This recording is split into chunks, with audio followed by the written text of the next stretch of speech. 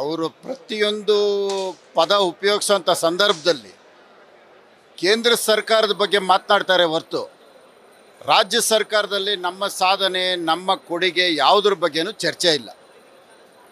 Budget ಪುಸ್ತಕದಲ್ಲಿ ಪುಟ ಸಂಖ್ಯೆ 6 ಮತ್ತು 7ರಲ್ಲಿ ಬ್ರ್ಯಾಂಡ್ ಬೆಂಗಳೂರು ಬಗ್ಗೆ, ITBT ಬಗ್ಗೆ, ಬೆಂಗಳೂರು ಬಗ್ಗೆ ಎಲ್ಲ ಹೇಳ್ಕೊಂಬರ್ತಾರೆ. ಪುಸ್ತಕದ ಒಳಗಡೆ ಹೋಗಿ ನೋಡಿದ್ರೆ ಬೆಂಗಳೂರು ಬಗ್ಗೆ ಏನಿದೆ?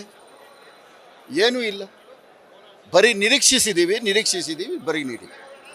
ಇದು ಇವ್ರಿಗೆ ಬೆಂಗಳೂರು ಕೊಡ್ತಾ ಇರೋಂಥ ಕೊಡುಗೆ. ಇವತ್ತು ಬೆಂಗಳೂರು ಇಡೀ ರಾಜ್ಯಕ್ಕೆ ಅತಿ ಹೆಚ್ಚು ತೆರಿಗೆ ಮಾಡಿ ಬಡ್ಜೆಟಲ್ಲಿ 60% ತೆರಿಗೆ ಬೆಂಗಳೂರು ಕೊಡುತ್ತೆ. ಆದರೆ ಬೆಂಗಳೂರಿಗೆ ಇವತ್ತು ಶೂನ್ಯ, ಏನೂ ಇಲ್ಲ.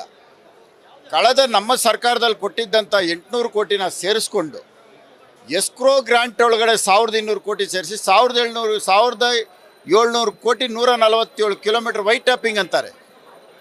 ಇದೇನಾ ಬೆಂಗಳೂರು ಡೆವಲಪ್ಮೆಂಟು? ಏನು ಕೊಟ್ಟಿದ್ದಾರೆ ಬೆಂಗಳೂರಿಗೆ?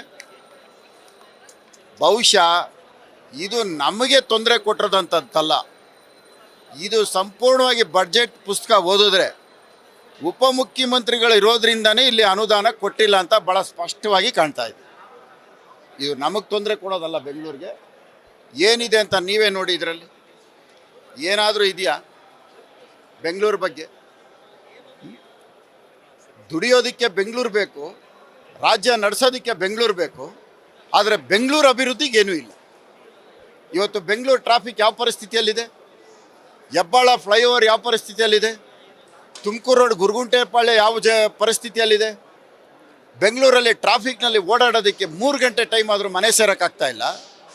ಇವತ್ತು ITBT ಕಂಪ್ಲೀಟ್ ಹೈದ್ರಾಬಾದ್ ಶಿಫ್ಟ್ ಆಗ್ತಾ ಇದೆ. ಹಿಂಗೆ ಹೋದರೆ ಬೆಂಗಳೂರು ಪರಿಸ್ಥಿತಿ ಏನಾಗುತ್ತೆ? ದೂರದೃಷ್ಟಿ ಇಲ್ಲ. ಬರೀ ಟನಲ್ ಮಾಡ್ತೀವಿ ಅಷ್ಟು ಹೇಳಿದ್ದಾರೆ. ಟನಲ್ಗೆ ಏನಾರ ಬಡ್ಜೆಟ್ ಇಟ್ಟಿದ್ದಾರಾ? ಟನಲ್ಗೆ ಏನಾರು ನಾವು DPR ಕರೆಯೋದಕ್ಕೆ ಏನಾದ್ರು ಒಂದು ಟೋಕನ್ ಗ್ರಾಂಟ್ ಇಟ್ಟಿದ್ದಾರಾ? ಎಂಥದ್ದು ಇಲ್ಲ. ಪೆರಿಫೆರಲ್ ರಿಂಗ್ ರೋಡು PPP ಮಾಡಲಲ್ಲಿ ಅಂತ ಹೇಳ್ತಾರೆ. ಸರ್ಕಾರದ ಅನುದಾನ ಇಲ್ಲ. ಏನು ಮಾಡ್ತಾರೆ ಇವರು?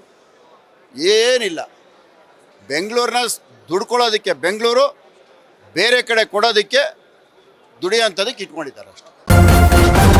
ನ್ಯೂಸ್ ಫಸ್ಟ್ ನಿರ್ಭೀತಿಯಿಂದ ನಿಮ್ಮ ಪರವಾಗಿ.